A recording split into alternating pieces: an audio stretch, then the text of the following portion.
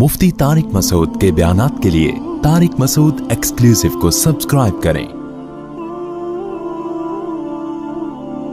Tariq Masood exclusive.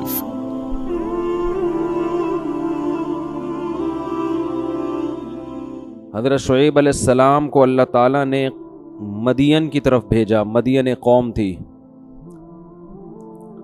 उस कौम में बीमारी थी, एक तो शिर्क की और दूसरी वो नाप तोल में कमी किया करते थे, कस्टमर को ठगते थे,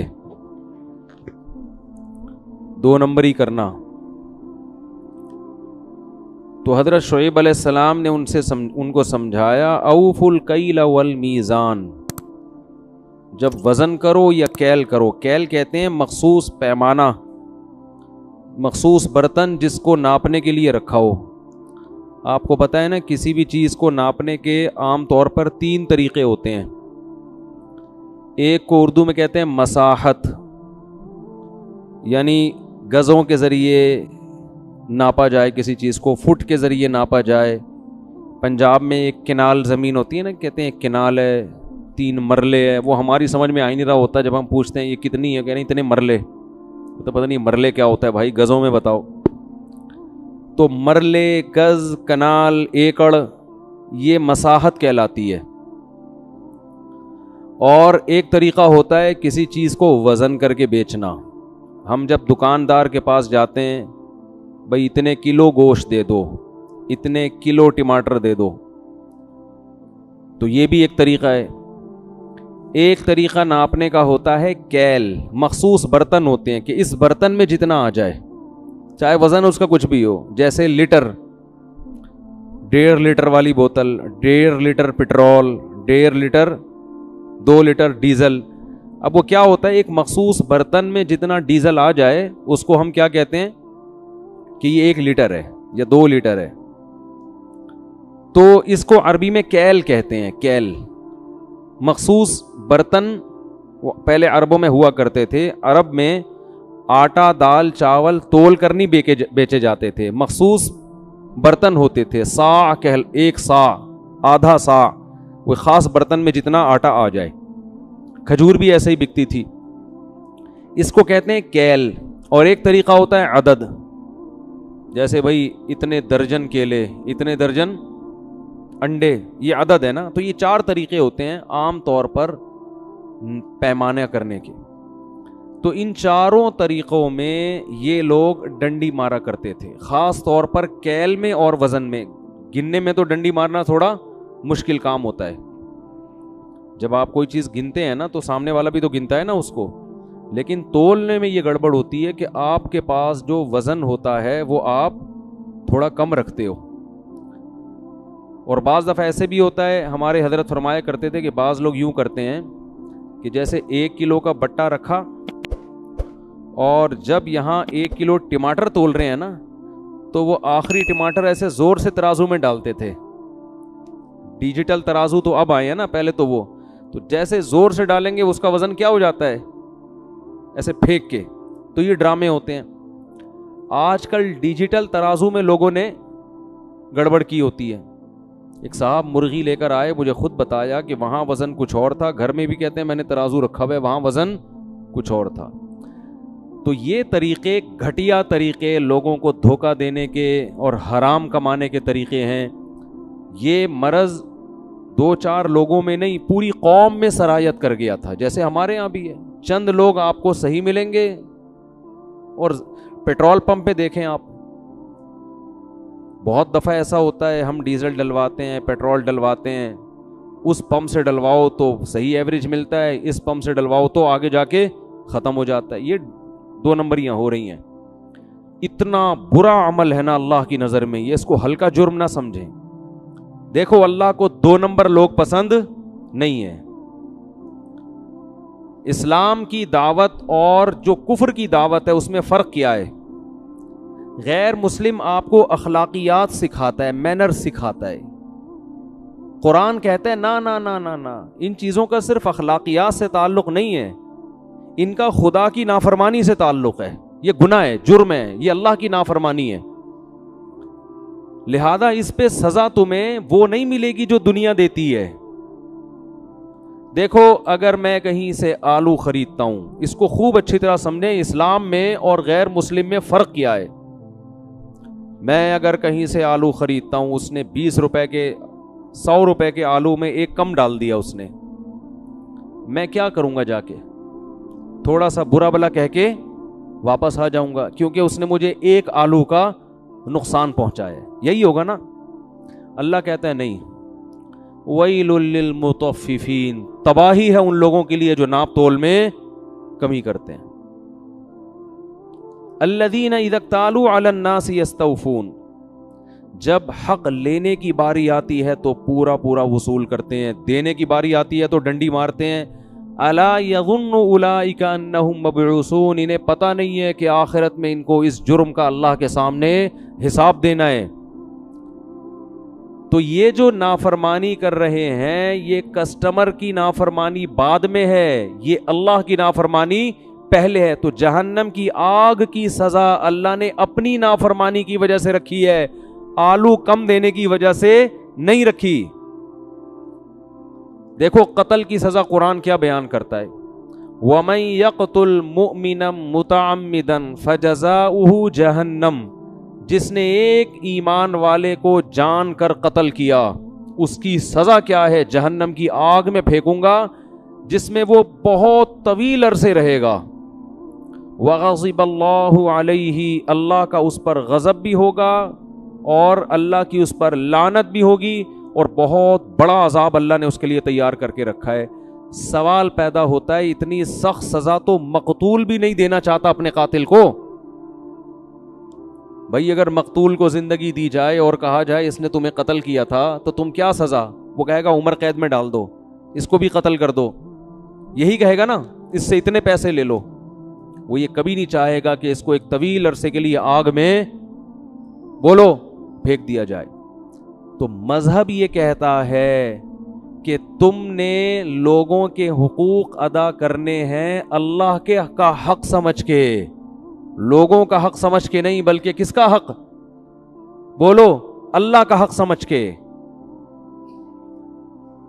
جو لوگ زکوٰۃ نہیں دیتے، قرآن کہتا ہے یکنزون الذهب والفضة ولا ينفقونها في سبيل الله فبشرهم بعذاب أليم يوم يحمى عليها في نار جهنم فتكوى بها جباههم وجنوبهم وظهورهم. سونے چاندی کے ڈھیر رکھے ہوئے ہیں نا گھروں میں، خواتین کے پاس کتنا زیور ہوتا ہے. بہت سی خواتین کا زکوٰۃ نکالتے ہوئے جان نکلتی ہے.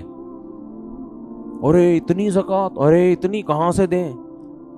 جس خدا نے تمہیں اتنا نوازا ہے، زکوٰۃ وہی نکالتا ہے جس کے پاس اضافی ضرورت سے زائد چیزیں ہوتی ہیں. سال میں ایک دفعہ اللہ تم سے تھوڑے سے پیسے مانگ رہا ہے، خوش دلی سے دینا چاہیے. اے اللہ اتنا کہ ہم تو ڈبل دیں گے. کیسے؟ میں دیکھتا ہوں بعض خواتین کو پیشانی پہ لکیریں، یہ کیسے نکالیں بھائی، کیسے؟ یہ تو بہت زیادہ ہو گیا. تو اللہ کیا فرماتے ہیں جو لوگ زکوٰۃ نہیں دیتے، میں اسی سونے اور چاندی کو پگھلا کر ان کی پیشانیوں کو داغوں گا قیامت کے دن، اور کہوں گا ھذا ما کنزتم لانفسکم، یہ ہیں وہ خزانے جو تم نے اپنے لیے جمع کر کے رکھے تھے. اب زکوٰۃ غریب کا حق ہے نا، کیا خیال ہے؟ غریب سے اگر کہا جائے کہ اس نے تمہیں زکوٰۃ نہیں دی تھی، تم کیا سزا تجویز کرو گے؟ وہ کہے گا 2 تھپڑ لگا دو اس، یہی کہے گا نا. نہیں آ رہی بات میرا خیال ہے. وہ کبھی اس پہ راضی نہیں ہوگا کہ اس سونے اور چاندی کو پگھلا کے اس کی پیشانی کو داغا جائے، یہ گرم کر کے اس کی پیشانی پہ ڈالی جائے. وہ کہے گا بھائی یہ اتنا بڑا جرم نہیں ہے. لیکن اللہ کہے گا جرم اس لیے ہے کہ زکوٰۃ غریب کا حق نہیں ہے. زکوٰۃ کس کا حق ہے؟ میرا حق ہے. میں نے پیسہ دیا ہے تو مجھے اس کا ٹیکس دو، میرا شکر ادا کرو. اور میرا شکر ایسے ہوگا کہ جن غریبوں کا رزق میں نے اپنے ذمے لیا ہے وہ اسی طرح لیا ہے کہ کسی کو براہ راست دوں گا، کسی کو تمہارے ذریعے سے دوں گا. تو اب تم دو. اس لیے علماء کہتے ہیں جب ہم غریب کو زکوٰۃ دیتے ہیں تو اصل میں غریب اللہ کا وکیل بن کے قبضہ کر رہا ہوتا ہے، دے اللہ کو رہے ہیں. جیسے میں نے کسی کو پیسے دینے ہیں دکان پہ، قرضہ چڑھا ہوا ہے، فرض کرو آپ نے مجھے پیمنٹ کرنی 1 لاکھ روپے، میں کہتا ہوں یار وہ ڈائریکٹ جا کے راشن والے کو دے دو، میرا قرضہ چڑھا ہوا ہے. چڑھا ہوا نہیں ہے، ایک مثال دے رہا ہوں. ٹھیک ہے نا, آپ جا کے ڈائریکٹ اس کو دے دیں تو اس کا ہاتھ ہوگا, اصل میں وہ کس کا ہاتھ ہے؟ میرا. وہ میرا نمائندہ بن کے, وکیل بن کے قبضہ کر رہا ہے, آپ مجھے ہی دے رہے ہیں, ورنہ آپ کو اس سے کیا واسطہ, وہ کون ہے, آپ کا راشن سے کیا تعلق بھائی. تو اللہ تعالیٰ بھی ہم سے پیمنٹ مانگتے ہیں, بھائی میری پیمنٹ کا ٹائم آ گیا, مجھے دے دو. اگر تم شکر ادا کرتے ہو نا, مانتے ہو کہ پیسہ میں نے دیا ہے, تو نکالو پیسے. اے اللہ کہاں عرش پہ جائیں ہم تجھے دینے کے لیے؟ نہیں آ رہی بات, میرا خیال ہے. اے اللہ ہم عرش پہ جائیں, ہم کہاں جائیں؟ کیا بیت اللہ جا کے خانہ کعبہ میں ڈال دیں؟ آغا خانی لوگ تو ڈال رہے ہوتے ہیں نا, وہ اپنے ان کو باباؤں کو دے رہے ہوتے ہیں, اور کچھ لوگ نٹی جٹی کے پل پہ جا کے کچھ پرچیاں ڈال رہے ہوتے ہیں, پتہ نہیں وہ سمجھتے ہیں اللہ تک پہنچ جائے گی یا حضرت فلاں تک پہنچ جائے گی. اللہ نے سمپل طریقہ رکھا ہے. اللہ فرماتے ہیں مجھ تک پہنچنے کے لیے مجھے دینے کی ضرورت نہیں ہے, کچھ میرے نمائندے اور وکیل ہیں دنیا میں. اس نوعیت کے جو غریب تمہیں مارکیٹ میں نظر آئیں, کوئی بھی نظر آئے تو بس وہ میرا نمائندہ ہے, اس کو پکڑا دو, نہیں دیا تو میں نہیں چھوڑوں گا تمہیں. سمجھ میں نہیں آ رہی بات؟ تو دیکھو اسلام اور غیر اسلام میں فرق یہ ہے کہ مسلمان مخلوق کا حق ادا کرتا ہے اللہ کا حکم سمجھ کے. عبداللہ ابن مسعود رضی اللہ تعالی عنہ اپنے غلام کو کوڑے مار رہے تھے. غلام پہ کیا کر رہے تھے؟ بہت سختی, ماتحت تھا, بہت ٹھکائی لگائی اس کی. آپ صلی اللہ علیہ وسلم نے دیکھ لیا, فرمایا للہ اقدر علیک منک علیہ, اے ابن مسعود تجھے جتنی اس غلام پر اللہ نے قدرت دی ہے نا مارنے کی, اللہ کو تجھے سزا دینے کی قدرت تجھ پر اس سے بھی زیادہ ہے. اب دیکھو اللہ کیوں سزا دے رہا ہے؟ بھائی غلام کو اگر کوئی زیادہ زیادہ مارے گا تو گورنمنٹ سزا دے گی نا, کہ بھائی جتنا اضافی مارا ہے تو آپ کو بھی اتنی. وجزاء سیئۃ سیئۃ مثلھا, قرآن کہہ رہے جیسی برائی ہے اسی کے بقدر بدلہ ہے. تو 3 کوڑے مارے تو 3 کوڑے لگ جائیں. ایسا ہی ہونا دنیا کا یہی اصول ہے نا. ارے کسی نے آپ کے ایک تھپڑ مارا تو قرآن آپ کو اجازت دیتا ہے کہ جتنی اسپیڈ سے مارا ہے اتنی اسپیڈ سے آپ بھی اس کے رکھ دیں, وہاں پہ لے جا. اجازت دی ہے قرآن نے. بہتر ہے کہ معاف کر دیں, لیکن اگر مارنا چاہتے ہیں تو ایک مارا ہے تو پھر 2 مارنے کی آپ کو اجازت نہیں ہے. جتنی انگلیاں اس کی چھپی ہیں اتنی ہی اسپیڈ سے آپ نے بھی وہاں کیا کر دینی ہے, چھاپ دینی. ٹھیک ہے نا. ایسے نہیں مارنا کہ کل وہ اخبار میں آ جائے. وہ حضرت موسیٰ علیہ السلام نے جو مکہ مارا تھا نا, جس پہ بندہ اخبار میں آ گیا تھا, وہ ان کی نیت تھی نہیں, اس کی قسمت تھی کہ وہ اگلے دن اس کا نام, پہلی سرخی تھی یہی کہ حضرات فلاں جگہ پر ایک فرعونی کی لاش ملی ہے, سمجھ میں نہیں آ رہا کہ وہ مرا کیسے ہے. تو آپ کو اجازت دی ہے, لیکن اللہ کیا سزا دے رہا ہے؟ عبداللہ بن مسعود رضی اللہ تعالی عنہ کو نبی نے فرمایا, حضرت عبداللہ بن مسعود نے نا وہ آزاد کر دیا غلام کفارے کے طور پر, کہ جو میں نے زیادہ اس پہ زیادتی ہو گئی ہے تو اس کا کفارہ کیا ہے, آزاد ہو جائے. تو آپ نے کیا فرمایا, اگر تم اس کو آزاد نہ کرتے تو جہنم کی آگ تمہیں چھوتی, آگ کا کچھ نہ کچھ حصہ پہنچتا تمہیں جو تم نے اس پہ کے ساتھ زیادتی کی ہے.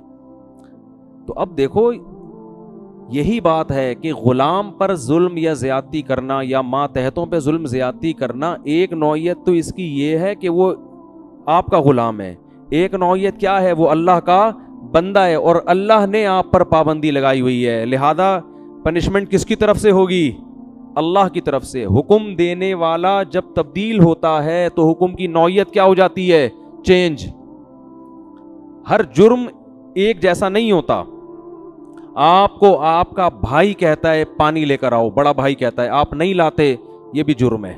یار بڑا بھائی آپ سے 15 سال بڑا ہے اور آپ سے پانی منگوا رہا ہے اور آپ ڈھیٹ بن کے بیٹھے ہوئے ہو, لیکن آپ کا باپ بولتا ہے پانی لے کر آؤ, چھوٹا جرم ہے بڑا جرم ہے؟ حالانکہ ایک ہی جنس ہے نا, وہاں بھی پانی نہیں لے کر آئے اور یہاں بھی پانی نہیں لے کر آئے, لیکن آرڈر دینے والے کے آرڈر سے نوعیت میں فرق. اور جناب آپ ڈی ایس پی صاحب بیٹھے ہوئے ہیں اور ایک عام پولیس والے کو ڈی ایس پی صاحب کہتے ہیں, کچھ بھی آرڈر دیا ڈی ایس پی صاحب نے کہ جاؤ ذرا فلاں کی انکوائری کر کے آؤ, وہ جا ہی نہیں رہا, ہل ہی نہیں رہا ہے, ہو سکتا ہے سسپینڈ کر دے اس کو. اس پہ ایک آفیسر, بہت بڑا فوج میں آفیسر, ایک عام فوجی کو آرڈر دیتا ہے کہ جاؤ ٹریننگ کے دوران نا, چھوٹا سا کام لگا دیا کہ جاؤ دوڑ کے یہ لے کر آؤ, کوئی ٹریننگ کے دوران وہ نہیں آ رہا, وہ کہہ رہا سر میں نہیں آ رہا, ہو سکتا ہے ٹریننگ سے باہر نکال دیا جائے. اب آپ کہیں یار میرے بھائی نے مجھے بولا تھا یہ لے کر آؤ, میں نہیں لے کر آیا, تو اس نے تو گھر سے باہر نہیں نکالا. یہ آرمی کا عجیب سیٹ اپ ہے یار, مجھے آفیسر نے کہا یہ کرو, میں نہیں کر رہا, میرا کورٹ مارشل ہو گیا. بھائی نوعیت کیا ہو رہی ہے مختلف. تو سب سے سنگین غلطی, سب سے سنگین نافرمانی یہ ہے کہ جو اس کائنات کو بنانے والا, جس نے آپ پر احسانات کی بارش کی, احسانات کے سمندر میں ڈبو دیا آپ کو, آپ اس کے آرڈر کو فالو نہ کریں, اس سے بڑا جرم دنیا میں کوئی نہیں ہے. لیکن اس کی رحمت چونکہ اس کے غصے پر غالب ہے, اس لیے اس نے ایک رحمت والا معاملہ کیا ہے کہ ایک دفعہ بھی جرم کرو گے نا تو اصولی طور پر تو اس کی سزا یہ بننی چاہیے تھی کہ میں تمہیں جہنم کی آگ میں ڈالوں, لیکن موت سے پہلے میں نے توبہ کا آپشن رکھا ہے. یہ آپشن گھروں میں نہیں ہوتا. نہیں یاری بات سمجھ میں. کوئی آفیسر اگر عام فوجی کو بولتا ہے یہ کام کرو, کہہ رہے نہیں کر رہا, ایک دفعہ سوری, ٹھیک ہے نا, 2 دفعہ سوری, تیسری دفعہ میں کیا کہے گا, کورٹ مارشل ہوگا کہ نہیں ہوگا. لیکن اللہ نے 3 کروڑ دفعہ بھی اگر آپ نے نافرمانی کر لی اور 3 کروڑویں مرتبہ آپ نے توبہ کر لی, تو موت سے پہلے توبہ کا آپشن بولو رکھا ہے, کیونکہ وہ اس کی رحمت اس کے غصے پر غالب ہے. لیکن وہ رحمت جب ہی ہوگی نا جب آپ بھی تو کچھ کریں, آپ سوری کرنے کے لیے تیار ہی نہیں ہو, تو پھر کیسے وہ آپ اس کی رحمت کی امیدیں لگا کے بیٹھتے ہو. تو شعیب علیہ السلام نے اپنی قوم کو کیا کہا کہ ناپ تول میں کمی بولو مت کرو. قوم کی کھوپڑی میں یہ بات آج بھی نہیں آتی, قوموں کی کھوپڑیوں میں آتی ہیں. آپ سمجھاؤ سبزی والوں کو یہ نہ کرو, کہہ رہے ہیں ابے اس کے بغیر تو گزارا ہی نہیں ہوتا, ابے سبھی یہی کر رہے ہیں, ابے بھائی موقع کون سے دور میں رہتے ہو, یہ ٹوپی ڈرامے شروع ہو جاتے ہیں. تو وہ قوم بھی کہنے لگی. پھر وہ ایک جرم یہ بھی کرتے تھے کہ راستوں میں بیٹھ جاتے تھے, اور جو لوگ بھی حضرت شعیب پر ایمان لاتے نا ان کو وسوسے ڈال کے اللہ کے راستے سے روکتے تھے, جو کام آج فیس بک اور یوٹیوب پہ ہو رہا ہے.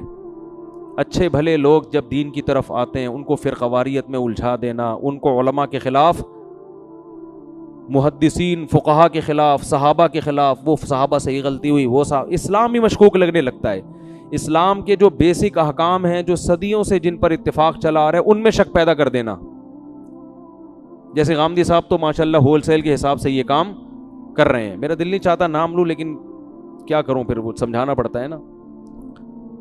ہر اسلام کے موٹے احکام میں کیا پیدا کر دیا, شک. اس سے کیا ہوگا, لوگ نا ہر حکم کے میں کنفیوز ہو جائیں گے.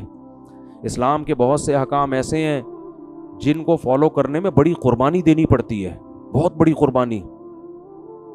اگر آپ اس میں کنفیوز ہو جائے نا کہ یہ اللہ کا حکم ہے بھی یا نہیں ہے, تو آپ قربانی دینے کے لیے آمادہ نہیں ہو. 3 طلاق کا مسئلہ دیکھ لو, غصے میں لوگوں کے منہ سے 3 طلاقیں نکل جاتی ہیں. اب کچھ لوگوں نے کنفیوز کر دیا, کہا کہ 1 ہے, کوئی کہا 3 ہے, تو اب آپ کے لیے اس 3 والے حکم کو فالو کرنا بہت مشکل. کہو گے یار پتہ نہیں حرام ہوئی بھی ہے, میں اچھی بلی بیوی بچے چھوڑ دوں, حالانکہ یہ بھی اتفاقی مسئلہ چلا آ رہا تھا صدیوں سے.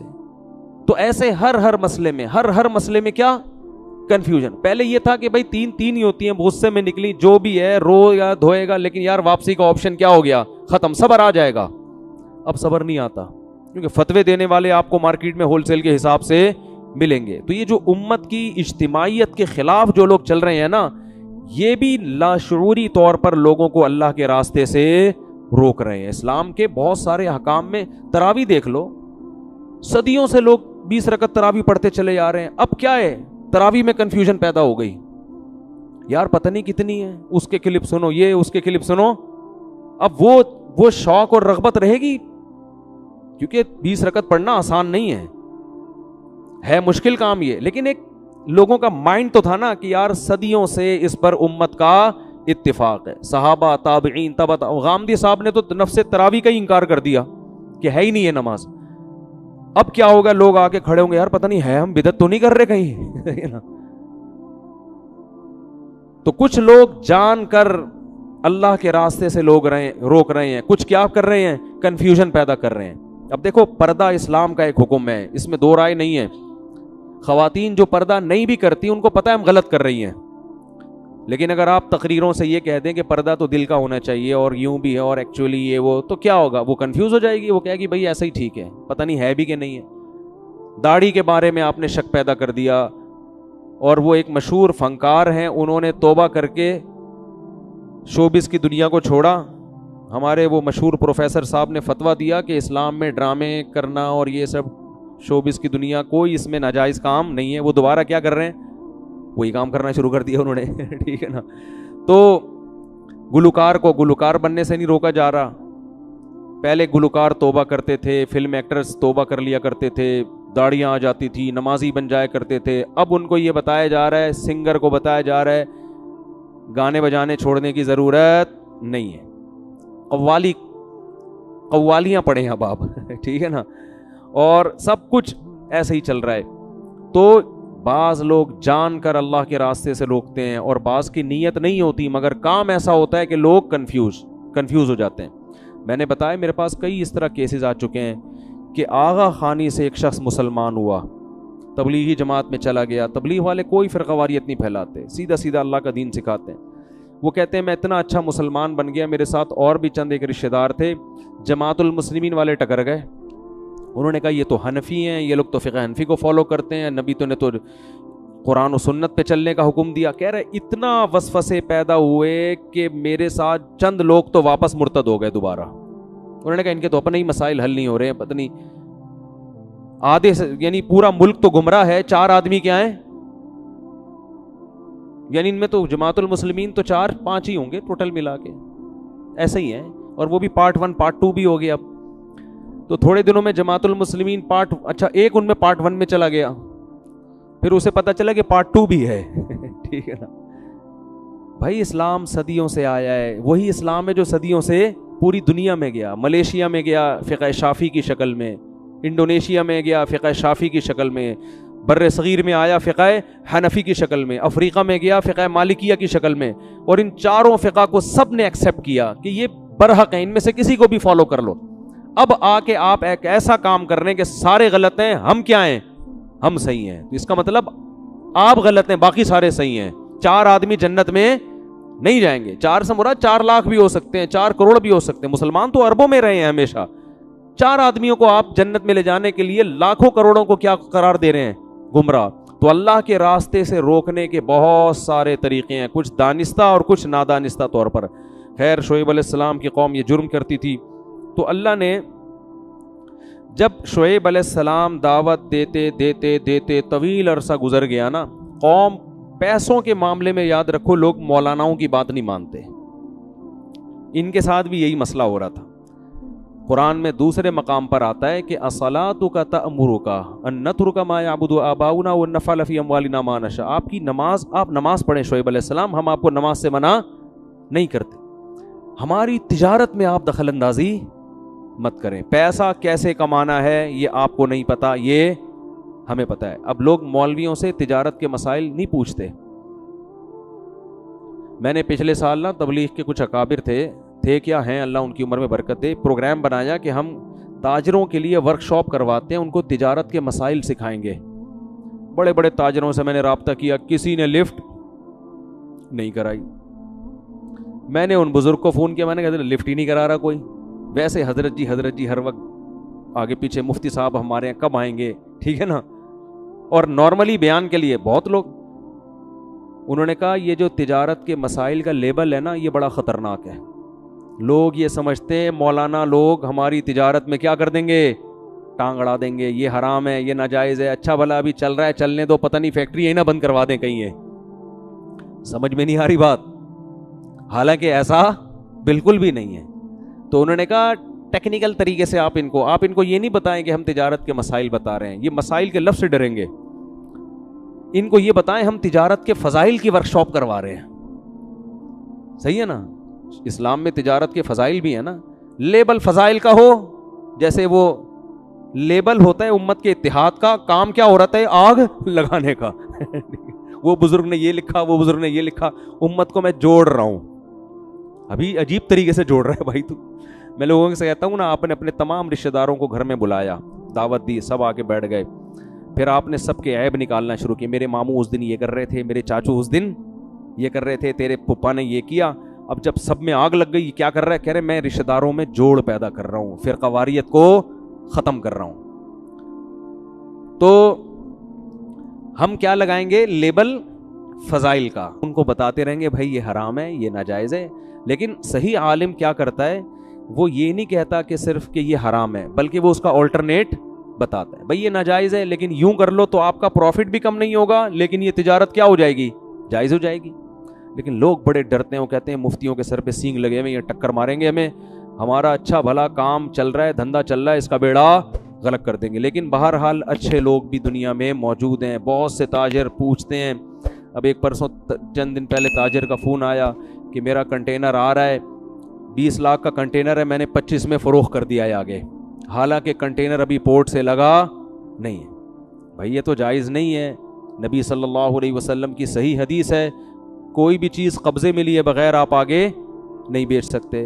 اب میں صرف اتنا کہہ دیتا جائز ہے, وہ کہتے ہیں ابے یار یہ 5 لاکھ کا اچھا بھلا پروفٹ کیا ہو گیا؟ تیل ہو گیا. اب تو ہم کر ہی نہیں سکتے, سارے تاجر پہلے سے ہی کر رہے ہیں یہ سب کچھ. تو آلٹرنیٹ بتا دیتا ہے آدمی. بھائی آپ ایسا کریں, کنٹینر ابھی لگا نہیں ہے, آپ بیچیں نہیں, بیچنے کا وعدہ کر لیں. سمجھ میں آ رہی ہے بات؟ کیا کر لیں؟ بیچیں نہیں نا, بیچنے کا کیا کر لیں؟ وعدہ کر لیں. بکنگ کے پیسے لے لیں ایڈوانس, بے شک 25 لاکھ ایڈوانس لے لیں, کہیں ابھی میں نے بیچا نہیں ہے, یہ صراحت کریں. کنٹینر پہلے لگے گا, میرے قبضے میں آئے گا, اس کے بعد میں آپ کو بیچوں گا, اور اس وقت آپ کو یہ حق حاصل ہوگا کہ آپ خریدنے سے انکار کر دیں, کیونکہ ابھی بیچا ہے نہیں. انکار کریں گے آپ کو آپ کی پیمنٹ واپس مل جائے گی. لیکن عام طور پر ایسے موقع پہ کوئی انکار کرتا ہے نہیں. سمجھتے ہو کہ نہیں سمجھتے ہو؟ تو ایک چیز قبضے میں ہے نہیں, ایسے بیچ در یہ تو ایک قسم کا سٹا ہے یہ, اور یہی ہو رہا ہے فوریکس ٹریڈنگ میں, یہی ہو رہا ہے نا. آپ دیکھو جو انٹرنیٹ پہ ٹریڈنگ ہو رہی ہے زیادہ تر, تو قبضے میں لائے بغیر چیز بیچ نہیں سکتے. ہاں پلاٹ ایسی چیز ہے جو اگر آپ نے خرید لیا تو قبضہ کیے بغیر بھی بیچ سکتے ہیں. سمجھتے ہو کہ نہیں سمجھتے ہو؟ تو پلاٹوں کی فائل ہیں تو ادھر ادھر, لیکن اس میں بھی یہ ضروری ہے کہ خریدا ہو, آپ کی ملکیت میں آ گیا ہو, اور یہ پتا ہو کہ ہے کہاں. اب یہ مسائل کا پورا سیشن شروع ہو جائے گا, پھر میں آگے چلتا ہوں. یہ تو واعظ و نصیحت کی باتیں ہیں نا. تو خرید و فروخت کے اسلام کا ایک نظام ہے, آپ نے اس نظام کو فالو کرنا ہے. ہم انگریز نہیں ہیں کہ جیسے چاہیں تجارت کریں, وہ تو کرتے رہتے ہیں, پتہ نہیں کیا کیا چیزیں نکال رہے ہوتے ہیں. 4 آدمی کو تم یہ بیچو تو وہ آگے ہر 4 میں سے ہر ایک آگے 4 کو بیچے گا, تو ان کا بھی پروفٹ تمہیں ان کا تجھے کس کھاتے میں مل رہا ہے ان کا پروفٹ ہے بھائی. ایک دفعہ ہمارے پاس ایک صاحب آئے, ہمارے استاذ بھی بیٹھے ہوئے تھے, کہنے لگے کہ ہم نے یہ جوسر مشین بنائی ہے, ایکچولی نہیں بلکہ میڈیسن تھی, کوئی وٹامن کی تھی, کوئی ایک جنرل جو ہوتی ہے نا, ایک عام جو لوگ عام طور پہ استعمال کرتے ہیں.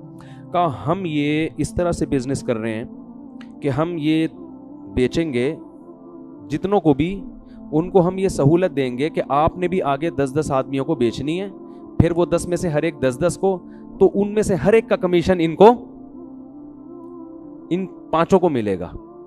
اب اس کی وجہ سے اس میڈیسن کی جو مارکیٹ ویلیو سے زیادہ ویلیو پہ بیچ رہے ہیں, وہ ظاہر ہے نارمل ویلیو پہ بیچنے کے لیے اس تکلف کی ضرورت تھوڑی ہے. میرے ذمے ہمارے استاذ نے لگایا ہوا تھا, ان کم بختوں کو سمجھو یہ کر کے آ رہے ہیں معذرت کے ساتھ. تو میں ان کے آفس میں چلا گیا, ان کی پریزنٹیشن جو بھی تھی نا وہ سن کر آیا میں. تو پتہ یہ چلا کہ یہ جو میڈیسن کی قیمت اتنی ہے, اضافی قیمت جو بندہ دے رہا ہے نا, وہ صرف اس چکر میں دے رہا ہے کہ آگے میں 10 آدمیوں کو یہ پہنا دوں گا اور یہ میرے پیسے کور ہو جائیں گے. اگر یہ 10 کو نہیں پہنا سکا تو یہ پیسے کور نہیں ہوں گے. تو یہ جائز طریقہ نہیں ہے. لیکن وہ پتہ نہیں فتوے بھی آپ ہر جگہ سے آج کل مل جاتے ہیں, کہیں سے ٹھپے وپے لگا کے لائے ہوئے تھے حلال ہے. تو ہمارے استاذ نے ان کو ڈانٹا کہ اگر یہ اتنی بہترین دوا ہے تو کم بختوں تو میں کہہ رہا ہوں, جا کے انسان کے بچوں کی طرح میڈیکل اسٹور پہ کیوں نہیں رکھوا دیتے اس کو بھائی. اس کی آپ پبلسٹی کریں, اس کی ایڈورٹائزمنٹ کریں, بتائیں بھائی اتنی مفید چیز ہے, لوگ خریدیں. ان کو پتہ ہے لوگ اس طرح سے نہیں خریدیں گے, اور اس کا نقصان ان کو ہوگا جو آخر میں رہ جائیں گے, جن سے خریدنے والا کوئی بھی نہیں ہوگا. یہ چین چلتی ہے ایسے, تو یہ ناجائز ہے. تو سیدھی طریقے سے انسان کے بچوں کی طرح پیسہ کماؤ میرے بھائی. جیسے ساری دنیا یہ گورے جو ہے نا کھوپڑی لڑاتے رہتے ہیں, کسی طرح سے پیسہ ہم اپنے پاس سمیٹیں, اس میں لوگ کروڑ پتی بن گئے ہیں بیٹھے بیٹھے. اب آپ نے وہ جوسر مشین یا میڈیسن 10 کو بکوا دی اور آپ آرام سے بیٹھ گئے, وہ 10 آگے 100 کو, وہ 100 سے آگے 1000, آپ بیٹھے بیٹھے نوٹ چھاپتے رہتے ہو فری پھوکٹ میں, اور پھر آپ کو کمپنی اتنی سہولتیں دیتی ہے اور یہ اور وہ, اور آپ کو پھر جب مفتی کہے گا یہ حرام ہے تو اتنا پیسہ فری پھوکٹ میں بیٹھا بیٹھا مفتی صاحب کے منہ سے حرام کہتا ہوا اچھا نہیں لگتا. پیسے کی تو بڑا نشہ ہوتا ہے, لت پڑ جاتی ہے میرے بھائی. چرس اور ہیروئن کی لت سے زیادہ یہ لت ہے. اور پیسے کی محبت ختم کرنے کا صرف اور صرف ایک طریقہ ہے, دنیا کو مسافر خانہ سمجھے, W11 سمجھے. او بھائی لٹک کے چلے جائیں گے, روکی سوکی کھا لیں گے, جگہ نہ ملی چھت پہ بیٹھ کے چلے جائیں گے, ہم نے تو لانڈی پہ اتر جانا ہے, ہم نے کون سا یہاں بیٹھے رہنا ہے. پیسے ہوں گے انجوائے کریں گے, نہیں ہوں گے تو لٹک کے سفر کریں گے, یہ بھی انجوائے کریں گے.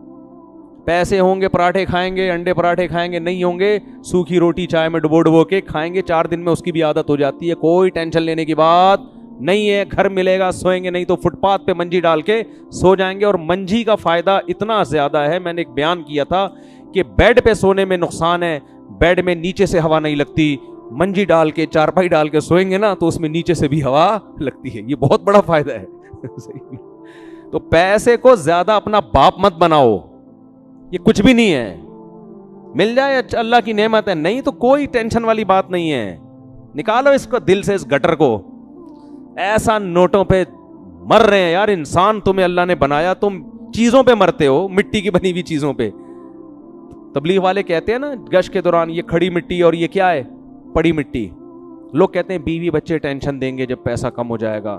تو بیوی بچوں کو بولو بھائی اسی میں گزارا کرنا ہے کرو, نہیں تو پتلی گلی سے نکلو. بیوی بچوں کی بھی زیادہ ٹینشن نہ لو, یہ بیوی اور بچے بھی مسافر خانہ میں ملے ہوئے ہیں آپ کو, یہ کون سا ہمیشہ رہیں گے. نہیں آ رہی بات میرا خیال ہے سمجھ میں. تو کسی چیز کو اپنے اوپر مسلط کرنے کی ضرورت نہیں ہے. غربت میں اگر بیوی بھاگ جائے نا آپ کی, تو اس کا مطلب یہ اچھی بیوی تھی نہیں. میرے پاس لوگ آتے ہیں, کسی کے میں راز فاش نہیں کر رہا, بہت لوگ آتے ہیں, پیسہ تھا تو بیگم ہمارے ساتھ تھی, اب میں غریب ہو گیا ہوں, جاب چھوڑ گئی ہے, بیگم کیا ہو گئی ہے, بھاگ گئی. وہ میرے پاس آتے ہیں کہ میں ان کو تعویذ بتاؤں کہ واپس آ جائے. میں ان سے کہتا ہوں شکر ادا کرو, بے وفا عورت بھاگ گئی ہے, آزمائش میں پتہ چلتا ہے. میں نے کہا اب اگر پیسہ آئے اس کو واپس مت لانا. میں نے کہا وہ اس کے دل میں تمہارا غم نہیں ہے, وہ اسے تم یاد نہیں آ رہے جس نے اتنا کھلایا, اور تم اس پر احسان کر کے بھی اس کو یاد کر رہے ہو, اور اس کی بے وفائی کے بعد بھی یاد کر رہے ہو. غیرت مند آدمی غیرت مند سے دل لگاتا ہے, جن کے دل میں غیرت نہیں ہے ان سے محبت نہیں کرتا. میں کہتا ہوں شکر ادا کر, ایسا موٹیویٹ کر کے بھیجتا ہوں, وہ الٹے تعویذ لے کے جا رہا ہوتا ہے کہ واپس نہ آئے. صحیح نا, اس کو میں اور پکا کر دیتا ہوں. میں نے کہا دفعہ لعنت بھیجو, کہہ رہے ہیں بچے بھی بھاگ گئے. میں نے کہا ایسے بچوں پہ بھی لعنت بھیجو. غیرت مند بچے ہونے چاہیے جو باپ کا غم میں ساتھ دیں. نہیں دے تو دفعہ, تو باپ ہے یار, تو بیٹا, تو اولاد تھوڑی ہے. باپ میں اللہ نے استغنا رکھا ہے. دیکھو چھوٹے بچوں کو تو محبت بہت زیادہ دو, میرے بچے میرے, ان کو لانے کی بھی کوشش. جب بڑے ہو جائیں تو اب ان کی ذمہ داری آپ کو عزت دیں, تو آپ ان کو محبت دو بشرطے کہ وہ بھی آپ کو محبت دیں. نہیں دے رہے, بیٹا ہم نے پال پوس کے بڑا کر دیا, آپ پر ہم نے احسان کیا, تمیز سے رہنا ہے رہو, نہیں تو پتلی گلی سے نکلو. ہم نے آپ کو اپنے لیے پالا ہی نہیں ہے, ہم نے آپ کو آپ کے لیے پایا, آپ پر احسان کرنے کے لیے, خدا کا حکم سمجھ کے, اپنی خدمت کے لیے نہیں. خدمت کرو گے اللہ راضی ہو جائے گا, نہیں کرو گے جاؤ یہاں سے. تھوڑا سا اسٹائل اپنا چینج کرو گے تو اچھی سی, ورنہ بھائی دنیا تو بڑی نالائق ہے, تمہیں غم دے دے کے جان سے مار دے گی, روئے گی بھی نہیں. وہ بیوی بھاگ گئی, وہ میرا بچہ میرے ساتھ یوں کر رہا ہے, میرے ماموں نے یہ کر دیا, میرے چاچو نے یہ کر دیا, ابے میں نے اس پر اتنا احسان کیا, آج وہ مجھے آنکھیں دکھا رہا ہے, تو کیوں احسان کیا بھائی؟ تو نے اس لیے احسان کیا تھا کہ وہ تجھے جھکے گا تیرے سامنے. کون جھکتا ہے؟ سبزی والے پر میں نے کتنا احسان کیا تھا. غریب آدمی کمبخت کے گھر میں بیٹھنے کی جگہ نہیں تھی, فرش پہ بیٹھتا تھا وہ, کتنا پیسہ اس کو ہم نے کھلایا, اور اسٹیمپ پیپر کے انگوٹھے مجھے گفٹ میں دے کے چلا گیا. اب ہم روتے رہے, ابے میں نے احسان کیا. ابے بھائی تم نے احسان کیا تھا, اگر اللہ کے لیے کیا تھا تو اللہ راضی ہو جائے گا, بزنس کے لیے کیا تھا تو بزنس میں تو یہ ہوتا ہے. تو جب تک دنیا کو مسافر خانہ نہیں سمجھو گے میرے بھائی، دنیا تمہیں ایسا چترول لگائے گی نا، یہ بڑی بے شرم اور غیرت لیس دنیا ہے یہ. اب گالیاں تو نہیں دے سکتا نا میں ممبر پہ بیٹھ کے، اس لیے میں تھوڑا انگلش ملا کے، ورنہ اس کو جتنی گالیاں دی جائے نا یہ کیا ہے، کم ہے. سے زیادہ دل صرف کس سے لگاؤ؟ اللہ سے. اللہ وفا کرتا ہے، تھوڑا کرو گے بہت زیادہ دے گا. ابراہیم علیہ السلام نے دنیا سے نہیں اللہ سے وفا کی تھی. اللہ کہتے ہیں واتخذ اللہ ابراہیم خلیلا، اللہ نے ابراہیم کو اپنا جگری دوست بنا لیا، خلیل بنا لیا. یعقوب علیہ السلام نے کس سے وفا کی؟ اللہ سے. کیسا نوازا اللہ نے. تو اللہ سے وفا کرو گے تو بھائی سب کچھ ملے گا. باقی دنیا کے ساتھ اچھا سلوک کرو، سب کے ساتھ اچھے رہو، بے وفائی نہ کرو، معاہدے مت توڑو، اپنا الو سیدھا رکھو. پھر بھی سیدھا چلتا ہے کوئی چلے، نہیں چلے تو.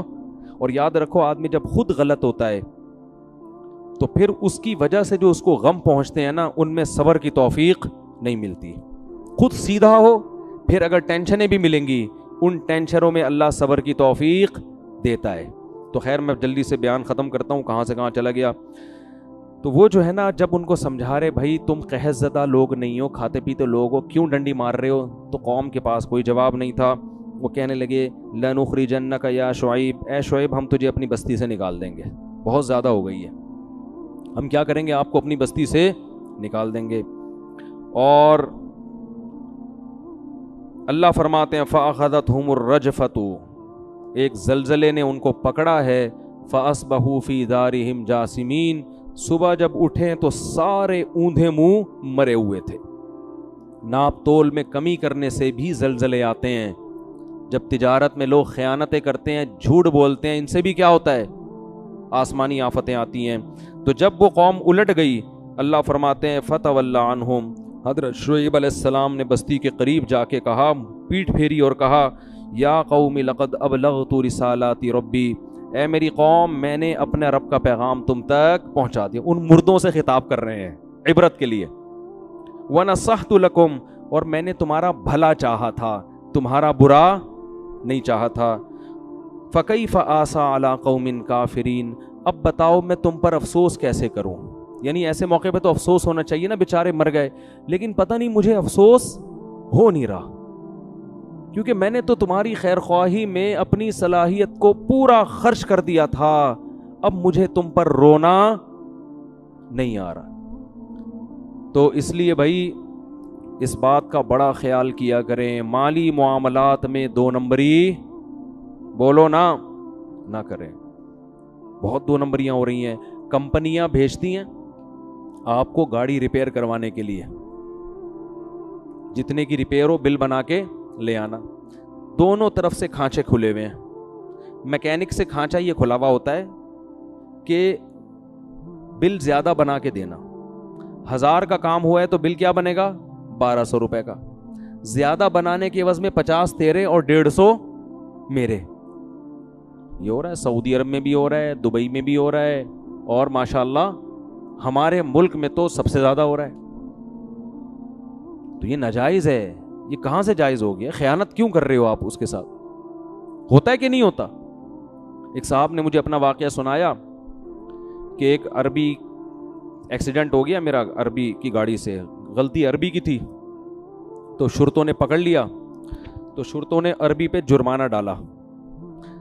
اب وہ جرمانہ یہ ڈالتے ہیں کہ بھئی جو پارٹس خراب ہوئے ہیں ریپیئر کروانے ہیں یا نئے بنوانے ہیں. تو اگر ریپیئر کروانے ہیں تو ان کے پیسے الگ ہیں، نئے بنوانے ہیں تو کہہ رہے میں نے کہا نئے بنوانے ہیں. اس نے نئے کے پیسے دیے، کہہ رہے میں نے نئے بنوانے کے بجائے انہی کو ریپیئر کروا دے. یہ بھی غلط ہے، ناجائز ہے. سمجھ میں آ رہی ہے بات؟ کیونکہ قرآن کہہ رہے وَجَزَاءُ سَیِّئَةٍ سَیِّئَةٌ مِثْلُهَا، جس نے برائی کی ہے نا تو تم اس سے اتنا بدلہ لے سکتے ہو کہ اس برائی کی تلافی ہو جائے. تو تلافی ریپیئرنگ میں ہو رہی ہے تو نئے پارٹ ڈالنے کی آپ کو کیا ضرورت؟ اور اگر آپ سمجھتے ہو کہ نئے پارٹس ڈالے بغیر تلافی نہیں ہوگی تو آپ سچ کیوں نہیں بول رہے اس کے ساتھ؟ تو ہر جگہ چونا لگایا جا رہا ہے، ہر جگہ 2 نمبری، ہر جگہ پیسوں میں خیانت، کوئی کسی کا حق دینے کے لیے تیار نہیں ہے. اللہ کو سخی لوگ پسند ہے. پیسہ ایسے خرچ کیا کرو، ایسے اڑایا کرو، مزہ نہ آئے پیسے واپس. اچھا لگتا ہے آدمی، گھر میں بھی اچھا لگتا ہے، بیوی کو بھی اچھا لگے گا, بچوں کو بھی اچھا لگے گا, دوستوں کو بھی اچھا لگے گا, اللہ کو بھی اچھا لگے گا. ایسے بیٹھے ہوئے ہوتے ہیں نا, اتنے اکاؤنٹ میں پیسے رکھ کے وہ جمع کیے ہوئے ہیں, ویسے دیکھتے رہتے ہیں اتنے کروڑ ہو گئے, اتنے کروڑ. ابے نکال کے خرچ کرو یار, کھاؤ, خریدو, کچھ بھی خرید کے بیچو, بزنس کے لیے نکال لو, رکھو نہیں, یہ رکھنے والی چیز نہیں ہے. ہاں اتنا نہ کرو کہ کل دوسروں سے بھیک مانگنی پڑے, اپنی بنیادی ضرورتوں کو پورا کرنا چاہیے پہلے انسان کو. لیکن اللہ کو سخی آدمی پسند ہے, اللہ بھی سخی ہے. وقالت الیہود ید اللہ مغلولہ, کل جو ہم نے قرآن پڑھا نا اس میں یہودی کہتے تھے کہ اللہ ہمیں صحیح طرح دیتا نہیں ہے جیسے دینا چاہیے نا, ہمارے ایکسپینسز زیادہ ہیں, ٹھیک ہے نا, اور ارننگ اس حساب سے بولو کم ہے. جبکہ ہم نے علماء سے سنا ہے, بڑے غریب علماء سے بھی ہم نے سنا, کہتے ہیں میرے جتنے خرچے ہیں نا اللہ مجھے اس سے کئی گنا زیادہ دیتا ہے. جب دل بڑا ہوتا ہے تو انسان ایسی باتیں کرتا ہے. میرے شیخ حضرت مفتی رشید احمد صاحب رحمہ اللہ تعالیٰ کی دارالعلوم کرنگی میں تنخواہ بہت تھوڑی تھی, اور پورے سال پیسے جمع کر کے نا اپنی تنخواہ سے بچا کے پیسے جمع کر کے پھر لاہور کا اپنے شیخ کی زیارت کے لیے ایک دفعہ سفر کرتے تھے. یعنی ٹرین کے ٹکٹ کے لیے تنخواہ بچا کے سال میں ایک دفعہ ٹکٹ کے پیسے بنتے تھے. اور فرماتے ہیں اس دور میں حضرت کیا کہتے تھے, اللہ نے مجھے اتنا دیا ہے کہ میری ضرورتوں سے کروڑہ گنا زیادہ ہے. کیونکہ ضرورت تو ہماری یہ ہے کہ 2 وقت کی روٹی مل جائے اور رات سونے کے لیے سر چھپانے کی جگہ مل جائے, بس یہ کیا ہے, باقی گریبیاں ہیں. کہتے اللہ نے گریبیاں 2 کے بجائے 3 وقت کی روٹی مل رہی ہے, سال میں ایک دفعہ لاہور کا سفر بھی ہو رہا ہے, یہ تو گریبیاں ہیں نا. نہیں آ رہی بات, میرا خیال ہے سمجھ. تو شکر ادا کرو گے نا, اللہ نے یار جتنا ہماری ضرورت ہے اس سے کئی گنا. ابے دیکھو افطاری پہ کیا مزہ آتا ہے یار, کتنا کچھ رکھا ہوا ہوتا ہے آج دسترخوان پہ, غریب آدمی کے دسترخوان پہ بھی کیسا پھوڑ پھاڑ کے طبیعت سے آتے ہیں جو تباہی مچا دیتے ہیں نا. آپ افطاری کے ٹائم پہ ذرا پبلک کو دیکھا کرو. میں تو کبھی کبھار اپنے گھر میں نوٹ کر رہا ہوتا ہوں نا, لوگوں کو تو جا کے دیکھنا صحیح نہیں ہے کیا کھا رہا ہے. ایک ہاتھ ادھر پکوڑے کی طرف گیا, ادھر فوراً سموسہ چیک, کیا کھائیں, سموسہ نہیں ہے بھائی, ادھر دہی بڑے کی طرف آؤ, ادھر سے چاٹ کھاؤ کے دیکھو, ابے تھوڑا سا یہ لیگ پیس اٹھاؤ, ہے بھائی. جتنی چیزیں ہوتی ہیں نا آدمی کنفیوز ہوتا ہے کہ کھانا کیا ہے, میں نے جلدی لگا ہوا ہے بس. کتنی نعمتیں اللہ نے دی ہیں ہمیں. افطاری ملے پھر رات کھانا نہ ملے کوئی ٹینشن نہیں ہے, کوئی کمزوری نہیں ہوگی. صبح سحری ملے کافی ہے, اور سحری ہمیں صرف کھجور بھی مل جائے نا, انسان بہترین صحت کے ساتھ زندہ رہ سکتا ہے اگر وہ صرف کھجور پانی پہ گزارا کرے. صحابہ کرام کئی مہینے کھجور اور پانی پہ گزارا کرتے تھے, اور بڑی بھاری بھرکم تلواریں لے کے میدان جنگ میں لڑا کرتے تھے. کھجور ہی ایسی چیز ہے جس میں اللہ نے سب کچھ رکھ دیا ہے, باقی سب گریبیاں ہیں. شربت بھی پی رہے ہیں, پھر پکوڑے بھی کھا رہے ہیں, پھر سموسے بھی پھوڑ رہے ہیں, اور یہ بھی, اور بریانی کی طرف ایک ٹن مارا, وہاں سے ٹن تھوڑا سا ادھر سائڈ پہ ٹن مار کے نہاری کی طرف آئے, پھر فروٹ چاٹ کی طرف ٹن مارا, ایسے کنفیوز ہو رہا ہوتا. اس وقت آپ کسی کے آگے سے سموسہ چھین لو. میں نے ایک گھر میں لڑائی دیکھی ہے, کیا ہوا تھا, افطاری کے وقت پر آپس میں ایسی لڑائی ہوئی ہے ایک گھر میں. وہ پہلے میں کہیں رہا کرتا تھا, وہاں کے پڑوس, کسی کا ذہن, وہ ان کا بھی ذہن نہیں جائے گا, کسی کا راز فاش نہیں کر رہا. افطاری کے وقت نہ ایسی قاتلانہ لڑائی ہوئی ہے بھائیوں میں. بھائی برتن پھینکنے کی آوازیں آ رہی تھی. پتہ یہ چلا تھا کہ ایک رول تھا, وہ بچے نے اٹھا کے پہلے بھاگ گیا وہ لے کے. اس پہ بڑے بھائی کو غصہ آیا کہ دوسرے بھائی پہ کہا کہ تیرا بچے کو اتنی تمیز نہیں ہے کہ بڑے بیٹھے ہوئے ہیں اور افطاری کے ٹائم پہ یہ رول اٹھا کے بھاگ گیا. تو کہیں اس نے تھپڑ مار دیا ہوگا. بھائی نے کہا کہ ایک رول پہ تم نے اس کو تھپڑ مارا ہے. اس پہ ان کی ایسی لڑائی ہوئی ہے, تو اس لڑائی میں رول کا بہت بڑا رول تھا. افطاری کے وقت جس اسپیڈ سے کھا رہے ہوتے ہیں نا, اب دیکھو کوئی سموسوں کی طرف آ رہا ہے اور آپ وہ پلیٹ اپنی طرف کھینچ لو, پھر دیکھو اس کا میٹر چارٹ ہوگا کہ نہیں ہوگا. یہ تو انسان ہے یار. تو صرف کھجور ایک ایسی چیز ہے جس میں اللہ نے بے پناہ طاقت رکھی ہے. نبی صلی اللہ علیہ وسلم نے فرمایا جس گھر میں کھجور نہیں ہے فأہلہ جیاع، وہ گھر والے بھوکے ہیں. اس لیے میرا اپنا معمول ہے گھر کے فریج میں جب سے میں نے یہ حدیث سنی ہے نا کوشش کرتا ہوں کھجور کا ایک دانہ بھی اگر ہے نا تو وہ رہے. ہر وقت گھر میں کیا ہونا، کھجور لازمی ہونا چاہیے. سرکہ کو نبی صلی اللہ علیہ وسلم فرمایا نعم الادام الخل، سرکہ بہترین سالن ہے. لیکن یہ نہیں جو کمپنیاں بنا رہی ہیں، یہ پتہ نہیں کیا کیمیکل ڈال رہی ہیں. جو اوریجنل سچی مچی کا سرکہ ہو جو پتہ نہیں کہاں ملتا ہے آج کل. ہم تو ترس گئے، کوئی خود ہی بنا لے یوٹیوب پہ سرچ کر کے تو شاید ہے، ورنہ وہ ہماری دادی بنایا کرتی تھی. ایک ہماری دادی بناتی تھی شلجم کا اچار، آہا ہا ہا. اب وہ بھی مارکیٹ میں اب کسی چیز پہ اعتماد ہی نہیں ہے. ایسے ہماری دادی اللہ ان کی مغفرت فرمائے ہندوستان کی تھی نا، تو وہ کھانے جو چٹپٹے وہیں سے آئے ہیں سارے انڈیا سے، تو وہ شلجم کا اچار خود اپنے مبارک ہاتھوں سے بناتی تھی. ایسے ہی اس میں مزہ ہاضم بھی ہوتا ہے بڑا ٹائٹ. پھر وہ سرکہ بھی بناتی تھی. اب نئی نسل کو تو پب جی کھیلنا آتا ہے، ان کو یہ کھانے بنانے نہیں آتے. ٹھیک ہے نا. تو وہ یہ چیزیں کیسی مزے کی چیزیں ہیں یار. ایسے شلجم کا اچار کہہ کے ہی بھوک بڑھنا شروع ہو گئی ہے. ٹھیک ہے نا. اس کا جو پانی بڑا مزے کا ہوتا ہے. تو سرکے کو نبی نے فرمایا بہترین سالن ہے. اچھا یہ جو سرکہ یہ چیزیں نہیں ہلکی سی کھائی جاتی ہے، لوگ تجربے کر رہے ہوتے ہیں یوٹیوب پہ سرچ کر کے کہ جس نے 1 چمچ سرکہ نہار منہ پیا اس کو دل کے وال کھل جائیں گے. او بھائی یہ یوٹیوبرز کے دھوکوں میں مت آؤ، یہ تو پھینک رہے ہیں. خالی پیٹ جب 1 چمچ سرکہ پیو گے نا دل کے وال تو کھلیں گے، آنتیں بھی کھل جائیں گی آپ کی ساتھ ساتھ. حقیقت بتا رہا ہوں میں، وہ تیزاب کی طرح ہوتا ہے، وہ جلا دے گا آنتوں کو جا کے. ایک صاحب نے یوٹیوب پہ سرچ کر کے نا گرم پانی میں صبح لیمن کا قہوہ پینا شروع کر دیا کہ اس سے ویٹ کم ہوتا ہے. ویٹ تو کم ہوا، لیکن کیا نقصان ہوا ہے کہ وہ جو معدے کی دیواریں ہوتی ہیں نا اس میں تولیے کی طرح کی ہوتی ہیں، وہ دانے ختم ہونا شروع ہو گئے. کیونکہ وہ یہ بھی تو ایک تیزاب ہے نا، ایسڈ ہے لیمن. خالی پیٹ جا کے آپ کی دیواروں کو متاثر کر رہے ہیں معدے. تو یوٹیوب پہ نہیں چیزیں سرچ کر کے کھایا کریں کہ وہ موٹے ہونے کے لیے یہ کھا رہا ہے آدمی اور پتلا ہونے کے لیے وہ پتلا تو ہو جاؤ گے آپ، لیکن بہت زیادہ سائیڈ ایفیکٹ ہوتے ہیں. پراپر جب تک کوئی ڈاکٹر نہ ہو، پراپر صحیح حکیم نہ ہو، اس وقت تک آپ خود سے یوٹیوب پہ سرچ کر کے اپنا علاج مت کریں.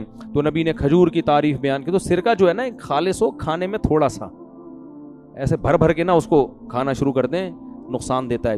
تو اللہ نے اتنی نعمتیں دی ہیں، حالانکہ ہماری ہر ضرورت کھجور سے پوری ہو جاتی ہے. صحابہ کی تو ساری ضرورتیں، اور ہمیں کھجور اچھی کیوں نہیں لگتی؟ اس لیے نہیں لگتی کہ بھائی بھوک نہیں لگتی ہمیں. ایک دفعہ طبیعت سے بھوکے ہو، پھر دیکھو تازہ کھجوریں جب سامنے آئیں گی نا ان کو پھوڑنے میں مزہ نہ آئے، پیسے واپس. ہمارے نبی شدید بھوک میں، اتنی شدید بھوک تھی کہ اس بھوک نے آپ صلی اللہ علیہ وسلم کو گھر سے نکلنے پر مجبور کر دیا. ہم تو بھوک لگے بغیر کھاتے ہیں، اس لیے ان نعمتوں سے صحیح لذت حاصل نہیں کرتے. بھوک لگے پھر دیکھو. تو نبی گھر سے نکلے، بس یہ واقعہ سنا کے بیان ختم کرتا ہوں. حضرت ابو بکر بھی نکل گئے، انہوں نے کہا میں بھی بھوکا. حضرت عمر بھی نکل گئے، فرمایا میں بھی کیا ہوں اتنی بھوک. تو ایک صحابی کے گھر پہ گئے، انہوں نے بلایا، انہوں نے کہا اپنے باغ میں بلایا ان کو، کہا کہ اللہ کی قسم آج کے دن روئے زمین پر آپ سے اچھے مہمان اور مجھ سے بہتر میزبان کوئی بھی نہیں ہے، کہ مجھے سید الانبیاء ابو بکر عمر کی دعوت کا موقع ملا. تو ان کو لے گئے اپنے باغ میں اور تر کھجوریں توڑ کے درخت سے ان کے سامنے رکھی، تازہ تازہ کھجوریں. ہر چیز تازہ کھایا کرو. گوشت بھی آج کل 1 مہینے پرانا فریج میں، بقرعید کے گوشت سے محرم کے حلیم بن رہے ہوتے ہیں. وہی کنجوسی والی بات ہے نا، کھاؤ پیو، کل اللہ اور کل دوبارہ بکرا کاٹ لینا. یار اللہ نے آج کل لوگوں کو وسائل دیے ہیں. جو غریب آدمی ہے وہ پھر وہ جو ہے سبزی کھا لے، کیا خیال ہے؟ تازہ کھائے نا. اور چلو اللہ نے کسی کو غریب بنایا ہے وہ اسٹور کر لے، لیکن جس کو اللہ نے دولت دی ہے وہ کیوں اسٹور کر رہا ہے؟ غریب اسٹور کرے، سمجھ میں آتا ہے. تو میں لاکھوں پتی لوگوں کو دیکھ رہا ہوں کہ فریج کا دروازہ کھولو نا، چیزیں گر رہی ہوتی ہے دھڑم دھڑم کر کے. تو کھجور ان کے سامنے لا کے رکھے آپ صلی اللہ علیہ وسلم کے سامنے. آپ صلی اللہ علیہ وسلم کتنی شدید بھوک میں کھجور کھائی اور پھر کنویں کا تازہ پانی پیا. اور پھر آپ صلی اللہ علیہ وسلم نے فرمایا لَتُسْأَلُنَّ يَوْمَئِذٍ عَنِ النَّعِيمِ، ان نعمتوں کے بارے میں کل تم سے قیامت کے دن سوال ہوگا. کیسے شدید بھوک میں ہماری حالت خراب تھی، کیسی تازہ کھجوریں اور اس کے اوپر پانی. سمجھتے ہو کہ نہیں سمجھتے؟ تو بہت نعمتیں اللہ نے دی ہیں، اس لیے ہر وقت یہ نہیں کہ پیسے ہی نہیں ہیں، میں یہ مرا جا رہا ہوں، میں یہ ہو رہا ہوں. اللہ کو یہ اسٹائل پسند نہیں ہے. یہ یہودیوں کا اسٹائل تھا کہ اللہ کے ہاتھ بندے میں پیسہ ہی نہیں دیتا. تو جبکہ علماء اور بزرگوں کا اسٹائل کیا ہوتا ہے؟ کھانے کو نہیں ہے پھر بھی کیا کہہ رہے ہیں؟ اللہ کا دیا بہت ہے، میری ضرورتوں سے اللہ نے بہت زیادہ مجھے عطا کیا ہے. تو اس میں پھر کیا ہوگا کہ حلال کماؤ گے، ناپ تول میں کمی نہیں کرو گے. جب آپ سمجھ رہے ہو مجھے زیادہ ملا ہوا ہے تو مجھے کیا ضرورت ہے ٹھگنے کی اور جھوٹ بولنے کی. اللہ تعالیٰ سمجھنے کی عمل کی توفیق عطا فرمائے. وما علینا الا البلاغ.